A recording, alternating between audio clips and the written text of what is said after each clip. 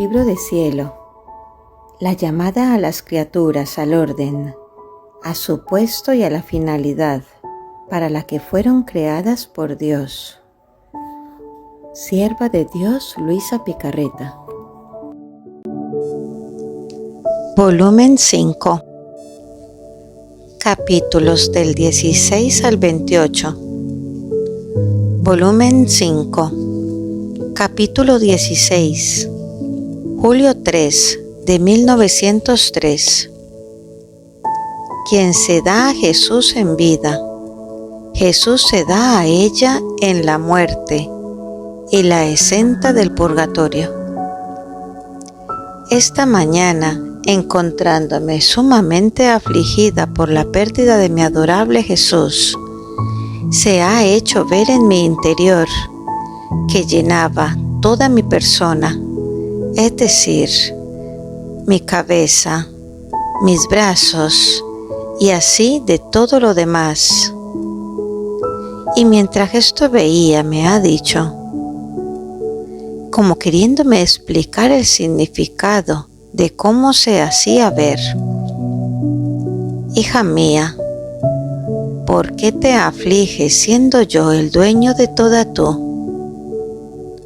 Cuando un alma llega a serme dueño de su mente, de los brazos, del corazón y de los pies, el pecado no puede reinar. Y si alguna cosa involuntaria entra en ella, siendo yo el dueño, y el alma, estando bajo el influjo de mi dominio, está en continua actitud de expiación y rápidamente sale. Además de esto, siendo yo santo, resulta difícil retener en sí cualquier cosa que no sea santa. Además, habiéndome dado a toda sí misma en vida, es justicia que yo le dé a todo yo mismo en la muerte, admitiéndola sin ninguna tardanza a la visión beatífica. Así que a quien todo a mí se da, las llamas del purgatorio nada tienen que hacer con ella. Volumen 5. Capítulo 17. Agosto 3 de 1903. Cuanto más el alma se despoja de las cosas naturales, tanto más adquiere las cosas sobrenaturales y divinas. Encontrándome en mi habitual estado, en cuanto ha venido mi adorable Jesús, me hacía oír su dulcísima voz que decía: por cuanto más el alma se despoja de las cosas naturales, tanto más adquiere las cosas sobrenaturales y divinas. Por cuanto más se despoja del amor propio, tanto más conquista del amor de Dios. Cuanto menos se fatiga en conocer las ciencias humanas, en gozar los placeres de la vida, tanto de conocimiento de más adquiere de las cosas del cielo, de la virtud, y tanto más las gustará, convirtiendo las amargas en dulces. En suma, todas son cosas que van de la mano, de modo que si nada se siente de sobrenatural, si el amor de Dios está apagado en el alma, si no se conoce nada de las virtudes y de las cosas del cielo, y ningún gusto se siente por ellas, la razón es bien conocida. Volumen 5. Capítulo 18. Octubre 2 de 1903. Quien busca estar unido con Jesús, crece en su misma vida y da el desarrollo al injerto hecho por Él en la redención, agregando otras ramas al árbol de su humanidad. Encontrándome en mi habitual estado, toda amargada y afligida, y casi aturdida por la privación de mi adorable Jesús, no sabiendo yo misma dónde me encontrase, si en el infierno o sobre la tierra, como rayo que huye, apenas lo he visto que decía: quien se encuentra en el camino de las virtudes está en mi misma vida, y quien se encuentra en el camino del vicio se encuentra en contradicción conmigo, y ha desaparecido. Poco después, en otra aparición como de rayo, ha agregado: mi encarnación injertó la humanidad a la divinidad, y quien busca estar unido conmigo, con la voluntad, con las obras y con el corazón, tratando de desenvolver su vida a norma de la mía, se puede decir que crece en mi misma vida y da el desarrollo al injerto hecho por mí, agregando otras ramas al árbol de mi humanidad. Si no se une conmigo, además de que no crece en mí, no da ningún desarrollo al injerto. Pero como quien no está conmigo no puede tener vida, entonces con la perdición se pierde este injerto, y de nuevo ha desaparecido. Después de esto me he encontrado fuera de mí misma, dentro de un jardín donde estaban varios matorrales de rosas, algunas bellas, abiertas en justa proporción, otras semicerradas y otras con todas las hojas cayéndose, que apenas se necesitaba un ligero movimiento para hacerlas deshojar, quedando solamente el tallo de la rosa desnudo. Y un joven, no sabiendo quién fuese, me ha dicho: las primeras rosas son las almas interiores que obran en su interior. Son símbolo de las hojas de las rosas que se contienen en el interior, dando un contraste de belleza, de frescura y de solidez, sin temer que alguna hoja caiga por tierra. Las hojas externas son símbolo del desahogo que hace el alma interior al exterior, porque teniendo vida por dentro, son obras perfumadas de caridad santa, que casi como luces golpean los ojos de Dios y del prójimo. Las segundas matas de rosas son las almas exteriores, que el poco bien que hacen todo es externo y a la vista de todos. Por eso, no siendo un desahogo del interior, no puede estar la sola finalidad del amor de Dios. Por eso, donde no hay esto, las hojas no pueden estar fijas, es decir, las virtudes, por lo que llegando el ligero soplo de la soberbia, el soplo de la complacencia, del amor propio, del respeto humano, de las contradicciones, de las mortificaciones, hacen caer las hojas apenas las tocan, así que la pobre rosa queda siempre desnuda, sin hojas, quedándole solamente espinas que le punzan la conciencia. Después de esto me he encontrado en mí misma. Volumen 5, capítulo 19, octubre 3 de 1903. Jesús continúa su vida en el mundo, no solo en el Santísimo Sacramento, sino también en las almas que se encuentran en gracia.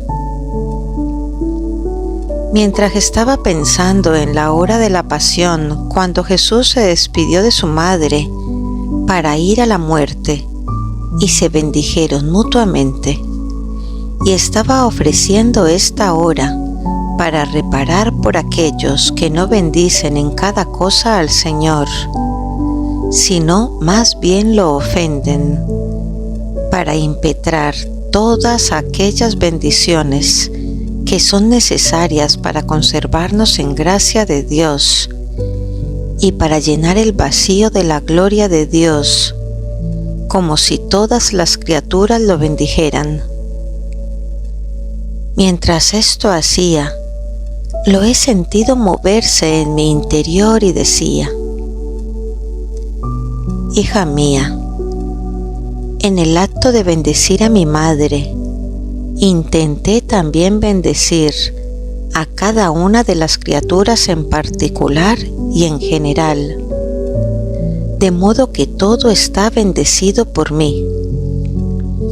Los pensamientos, las palabras, los latidos, los pasos, los movimientos hechos por mí, todo está avalado con mi bendición.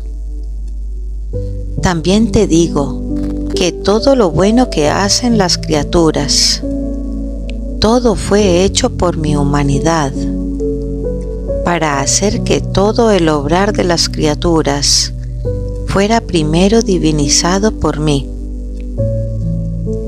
Además de esto, mi vida continúa todavía real y verdadera en el mundo, no solo en el Santísimo Sacramento, sino también en las almas que se encuentran en mi gracia. Y siendo muy restringida la capacidad de la criatura, no pudiendo tomar de una sola todo lo que yo hice, hago de manera que un alma continúe mis reparaciones, otra las alabanzas, alguna otra el agradecimiento, alguna otra el celo de la salud de las almas, otra mis sufrimientos, y así de todo lo demás, y según me correspondan, así desarrollo mi vida en ellas. Así que piensa en qué estrechuras y penas me ponen, pues mientras yo quiero obrar en ellos, ellos no me hacen caso. Dicho esto, ha desaparecido, y yo me he encontrado en mí misma. Volumen 5, capítulo 20, octubre 7 de 1903. Las almas víctimas son los ángeles humanos que deben reparar, impetrar y proteger a la humanidad.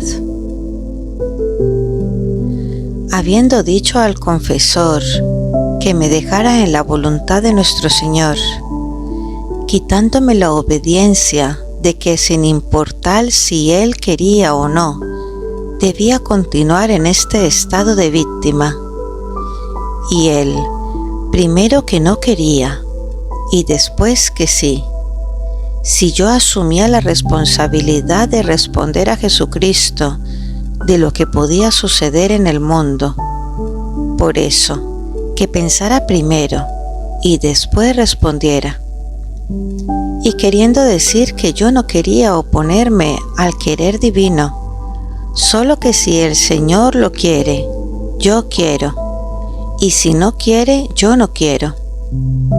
¿En qué aprovecha esta responsabilidad? Y él: piensa primero, y mañana responderás. Así que pensando en mi interior, Jesús me ha dicho: la justicia lo quiere, el amor no. Después, encontrándome en mi habitual estado, cuando apenas lo he visto, me ha dicho: los ángeles, obtengan o no obtengan, hacen siempre su oficio. No se retiran de la obra confiada por Dios, de la custodia de las almas, y a pesar de que vean que casi a despecho de su cuidado, diligencia, industria, sus continuas asistencias, las almas se pierden, están siempre allá, en sus puestos, ni si obtienen o no obtienen, dan mayor o menor gloria de Dios, porque su voluntad es siempre estable para cumplir el trabajo confiado a ellas. Las almas víctimas son los ángeles humanos que deben reparar, impetrar, proteger a la humanidad, y si obtienen o no obtienen, no deben cesar en su trabajo, a menos que les sea asegurado de lo alto. Volumen 5, capítulo 21, octubre 12 de 1903. Significado de la coronación de espinas. Esta mañana veía a mi adorable Jesús en mi interior, coronado de espinas, y viéndolo en aquel modo le he dicho: dulce Señor mío, ¿por qué vuestra cabeza envidió a vuestro flagelado cuerpo, que había sufrido tanto y tanta sangre había derramado, y no queriendo la cabeza quedarse atrás del cuerpo, honrado con el adorno del sufrir, instigaste tú mismo a los enemigos a coronarte con una corona de espinas tan dolorosa y tormentosa? Y Jesús: hija mía, muchos significados tiene esta coronación de espinas, y por cuanto dijera, queda siempre mucho que decir, porque es casi siempre incomprensible a la mente creada el por qué mi cabeza quiso ser honrada, con tener su porción distinta y especial, no general, de un sufrimiento y esparcimiento de sangre, haciendo casi competencia con el cuerpo. El por qué fue que, siendo la cabeza la que une todo el cuerpo y toda el alma, de modo que el cuerpo sin la cabeza es nada, tanto que se puede vivir sin los otros miembros, pero sin la cabeza es imposible, siendo la parte esencial de todo el hombre. Tan es verdad que si el cuerpo peca o hace el bien, es la cabeza la que dirige, no siendo el cuerpo otra cosa que un instrumento. Entonces, debiendo mi cabeza restituir el régimen y el dominio, y merecer que en las mentes humanas entraran nuevos cielos de gracia, nuevos mundos de verdad, y destruir los nuevos infiernos del pecado, por los que llegarían hasta hacerse viles esclavos de viles pasiones, y queriendo coronar a toda la familia humana de gloria, de honor y de decoro. Por eso quise coronar y honrar en primer lugar mi humanidad, si bien con una corona de espinas dolorosísima, símbolo de la corona inmortal que restituía a las criaturas, quitada por el pecado. Además de esto, la corona de espinas significa que no hay gloria y honor sin espinas, que no puede haber jamás dominio de pasiones, adquisición de virtudes, sin sentirse pinchar hasta dentro de la carne y el espíritu, y que el verdadero reinar está en el donarse a sí mismo, con las pinchaduras de la mortificación y del sacrificio. Además, estas espinas significaban que verdadero y único rey soy yo, y solo quien me constituye rey del propio corazón goza de paz y felicidad, y yo la constituyo reina de mi propio reino. Además, todos aquellos ríos de sangre que brotaban de mi cabeza eran tantos riachuelos que ataban la inteligencia humana al conocimiento de mi supremacía sobre ellos. Pero ¿quién puede decir todo lo que oigo en mi interior? No tengo palabras para expresarlo. Más bien, lo poco que he dicho me parece haberlo dicho incoherente, y así creo que debe ser al hablar de las cosas de Dios, por cuán alto y sublime uno pueda hablar, siendo Él increado y nosotros creados. No se puede decir de Dios más que balbuceos.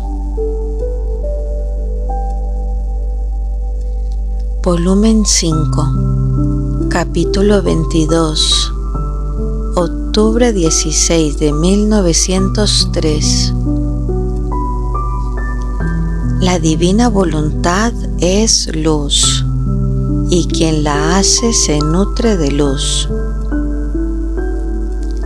Encontrándome en mi habitual estado, me sentía toda llena de pecados y de amarguras.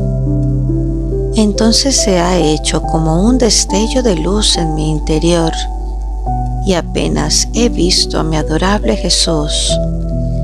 Sin embargo, ante su presencia, los pecados han desaparecido, y yo temiendo he dicho: Señor mío, ¿cómo es que ante tu presencia, con la cual yo debo conocer más mis pecados, sucede lo contrario? Y él: hija mía, mi presencia es mar que no tiene confines, y quien se encuentra en mi presencia es como una gotita que, ya sea negra o blanca, en mi mar se pierde. ¿Cómo se puede reconocer más? Además, mi toque divino purga todo, y lo negro lo hace blanco. ¿Cómo temes entonces? Además de esto, mi voluntad es luz, y tú, haciendo siempre mi voluntad, te nutres de luz, convirtiéndose tus mortificaciones, privaciones y sufrimientos en alimento de luz para el alma, porque solo el alimento sustancioso y que da verdadera vida es mi voluntad. ¿Y no sabes tú que con este continuo nutrirse de luz, aun cuando el alma contraiga cualquier defecto, la purga continuamente? Dicho esto, ha desaparecido. Volumen 5, capítulo 23, octubre 18 de 1903. El pecado es un acto opuesto de la voluntad humana a la divina. El verdadero amor es vivir en la voluntad del amado. Continuando mi habitual estado, en breves instantes he visto a mi adorable Jesús y me ha dicho: hija mía, ¿sabes tú qué cosa forma el pecado? Un acto opuesto de la voluntad humana a la divina. Imagínate dos amigos que están en contradicción. Si la cosa es leve, tú dices que no es perfecta y leal su amistad, aunque fuesen cosas pequeñas. ¿Cómo amarse y contradecirse? El verdadero amor es vivir en la voluntad del otro, incluso a costa de sacrificio. Pero si la cosa es grave, no solo no son amigos, sino feroces enemigos. Tal es el pecado. Oponerse al querer divino es lo mismo que hacerse enemigo de Dios, aunque sea en cosas pequeñas. Es siempre la criatura que se pone en contradicción con el Creador. Volumen 5, capítulo 24, octubre 24 de 1903. Imagen de la Iglesia. Habiendo dicho al confesor mis temores de que no fuera voluntad de Dios mi estado, y que al menos como prueba quisiera tratar a esforzarme en salir y ver si lo conseguía o no, y el confesor, sin poner su acostumbrada dificultad, ha dicho: está bien, mañana probarás. Entonces yo he quedado como si hubiera sido liberada de un peso enorme. Ahora, habiendo oído la Santa Misa y recibido la comunión, en cuanto he visto a mi adorable Jesús en mi interior, que me miraba fijamente, con las manos juntas, en acto de pedir piedad y ayuda, y en ese momento me he encontrado fuera de mí misma, dentro de una estancia donde estaba una mujer majestuosa y venerable, pero gravemente enferma, dentro de un lecho, con la cabecera tan alta que casi tocaba el techo, y yo era obligada a estar encima de esta cabecera, en brazos de un sacerdote, para tenerla firme y mirar a la pobre enferma. Entonces yo, mientras estaba en esta posición, veía a unos pocos religiosos que rodeaban y daban cuidados a la paciente, y con profunda amargura decían entre ellos: está mal, no se necesita otra cosa que una pequeña sacudida. Y yo pensaba en tener firme la cabeza del lecho, por temor de que moviéndose el lecho pudiese morir. Pero viendo que la cosa iba para largo y casi fastidiándome del mismo ocio, decía a aquel que me tenía: por caridad, bájeme, no estoy haciendo ningún bien, ni dando ninguna ayuda. ¿En qué aprovecha el estarme así inútil? Si bajo al menos puedo servirla, ayudarla. Y aquel: ¿no has oído que aún con una pequeña sacudida puede empeorar y sucederle cosas tristísimas?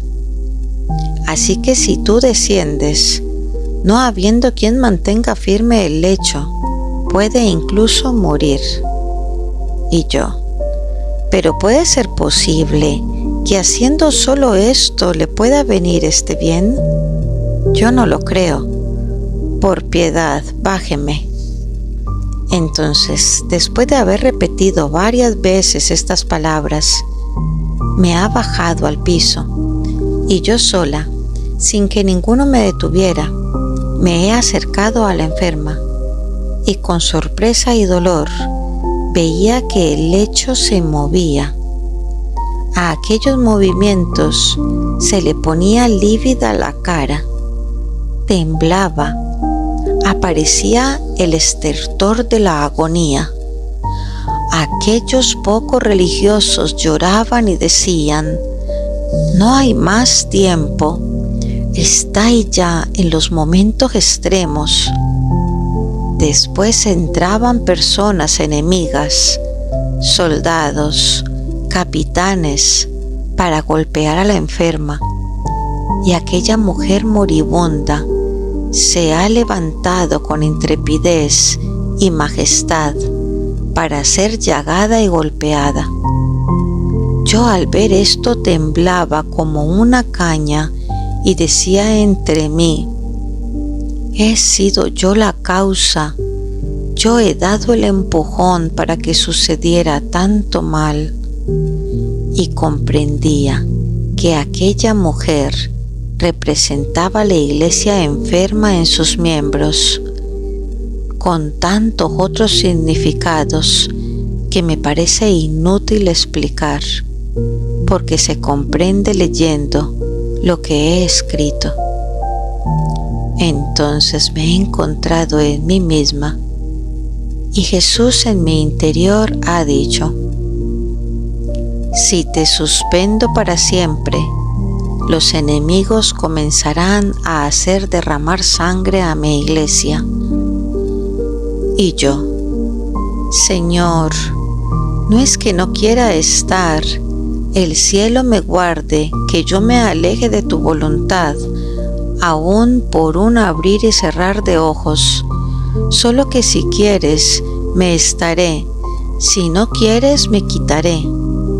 Y él: hija mía, apenas el confesor te ha liberado, esto es, cuando te dijo: está bien, mañana probamos, el nudo de víctima se ha soltado, porque solo el adorno de la obediencia es lo que constituye la víctima, y jamás la aceptaría por tal sin este adorno, aun a costa, si fuera necesario, de hacer un milagro de mi omnipotencia para dar luz a quien dirige, para hacer dar esta obediencia.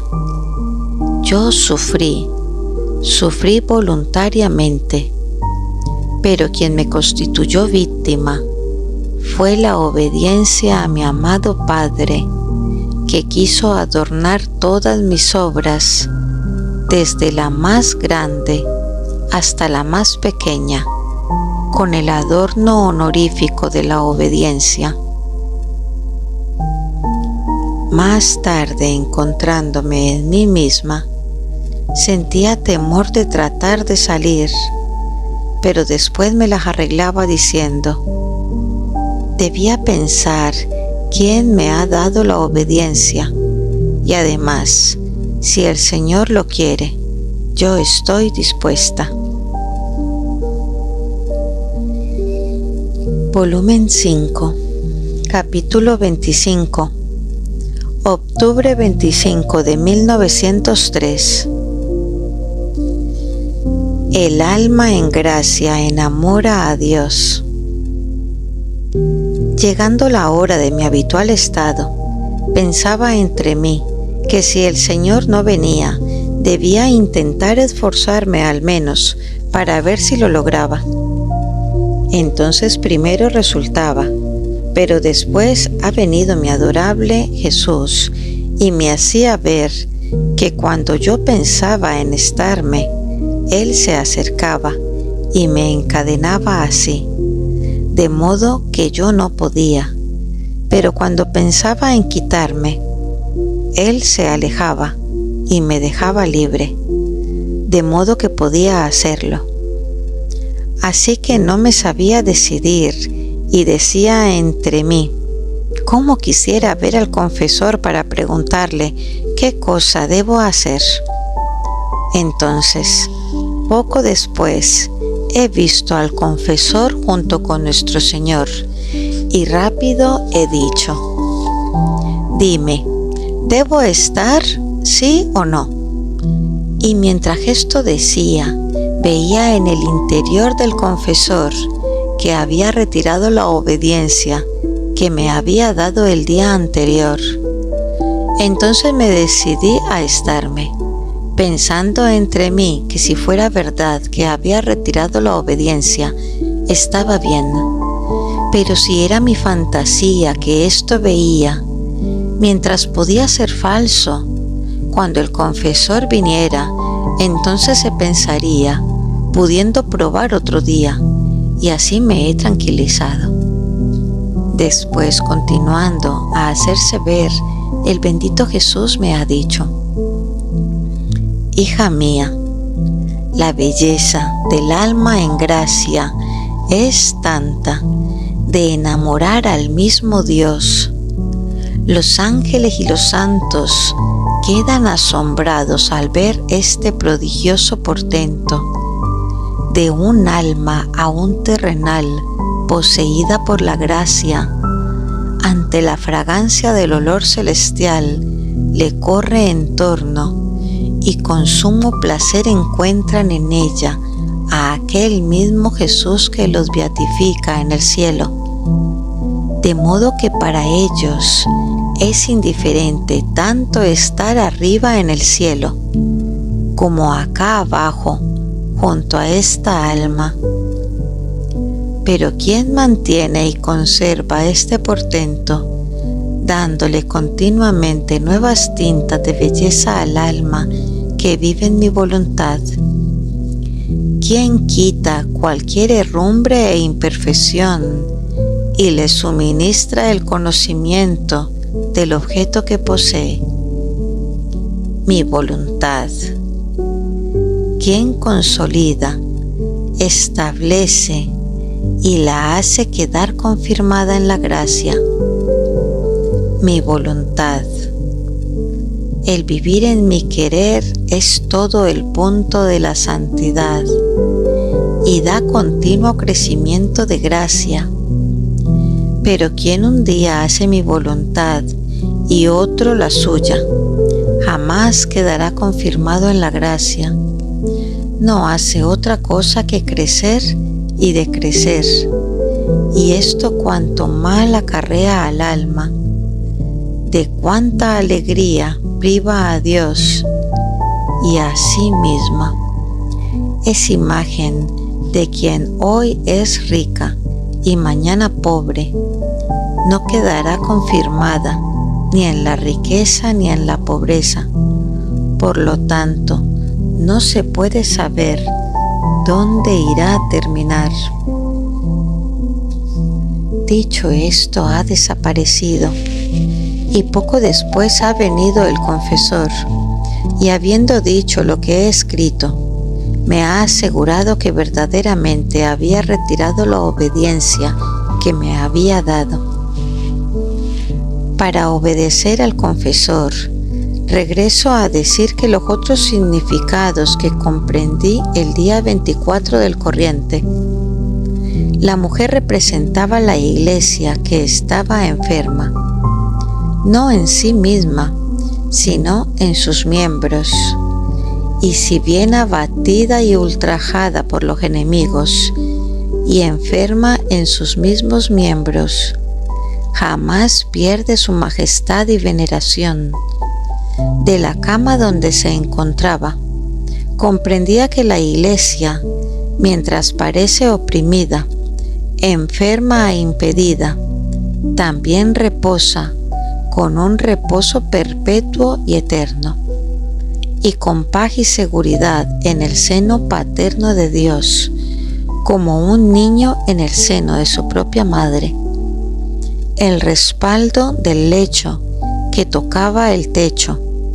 Comprendía que era la protección divina que asiste siempre a la Iglesia y que todo lo que ella contiene, todo ha venido del cielo.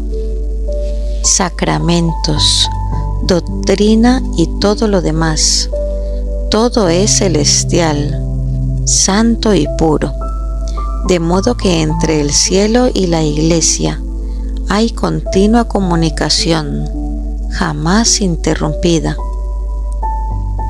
En los pocos religiosos que prestaban cuidados, asistencia a la mujer, comprendía que pocos son aquellos que a capa y espada defienden a la Iglesia, teniendo como propios los males que recibe. La recámara donde estaba, compuesta de piedras, representaba la solidez y firmeza, y también la dureza de la Iglesia para no ceder a ningún derecho que le pertenece.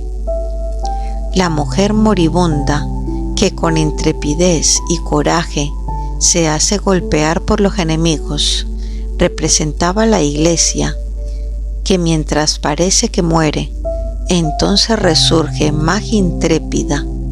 ¿Pero cómo? Con los sufrimientos y el derramamiento de sangre, verdadero espíritu de la Iglesia, siempre pronta a las mortificaciones, como lo estuvo Jesucristo.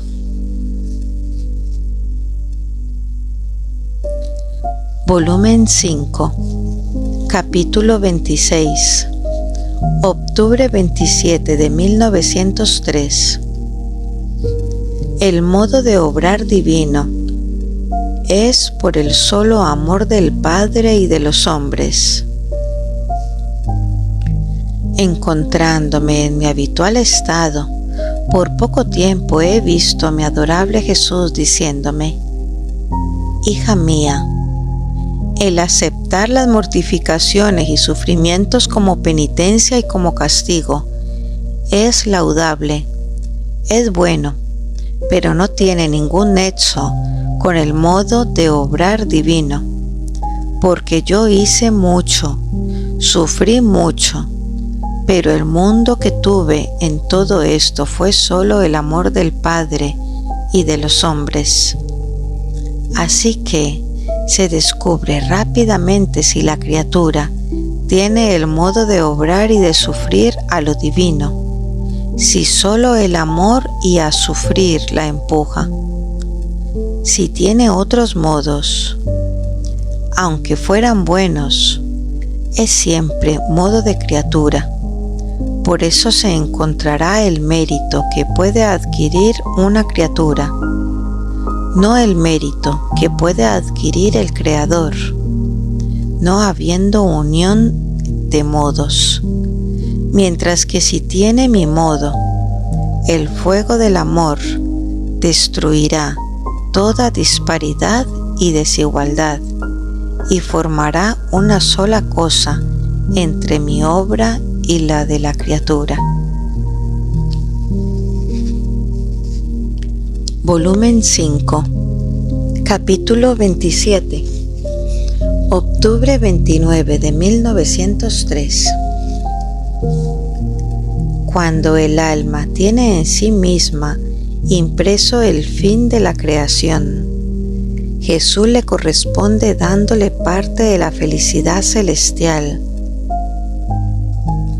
Esta mañana mi adorable Jesús se hacía ver en mi interior, como si se hubiese encarnado en mi misma persona, y mirándome me ha dicho: hija mía, cuando veo en el alma impreso el carácter del fin de mi creación, sintiéndome satisfecho de ella, porque veo cumplida muy bien la obra creada por mí, me siento en deber, esto es, no deber, ha agregado rápidamente, porque en mí no hay deberes, sino que mi deber es un amor más intenso de corresponderla, anticipando para ella parte de la felicidad celestial, esto es, manifestando a su inteligencia el conocimiento de mi divinidad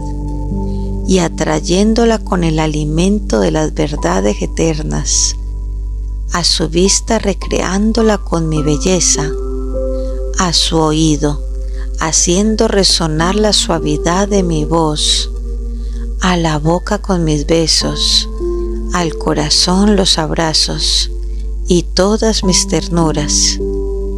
Y esto corresponde al fin de haberla creado, cual es conocerme, amarme, servirme. Y ha desaparecido. Entonces yo, encontrándome fuera de mí misma, veía al confesor y le decía lo que el bendito Jesús me ha dicho. Le preguntaba si estaba en lo correcto y me decía sí. No solo esto, sino que añadía que se conocía bien el hablar divino, porque cuando habla Dios y el alma lo relata, el que escucha no solo ve la verdad de las palabras, sino que siente en su interior una emoción que solo el Espíritu Divino posee. Volumen 5, capítulo 28, octubre 30 de 1903. Enseñanzas sobre la paz. Esta mañana, no viniendo mi adorable Jesús, estaba pensando en mi interior. ¿Quién sabe si fuera verdad que era nuestro Señor el que venía, o más bien el enemigo para engañarme? ¿Cómo Jesucristo debía dejarme tan feamente, sin ninguna piedad? Ahora, mientras esto pensaba, por pocos instantes, se ha hecho ver levantando su diestra y oprimiéndome la boca con el pulgar, me ha dicho: calla, calla. Y además, sería gracioso que uno que ha visto el sol, solo porque no lo ve, dice que no era sol lo que había visto.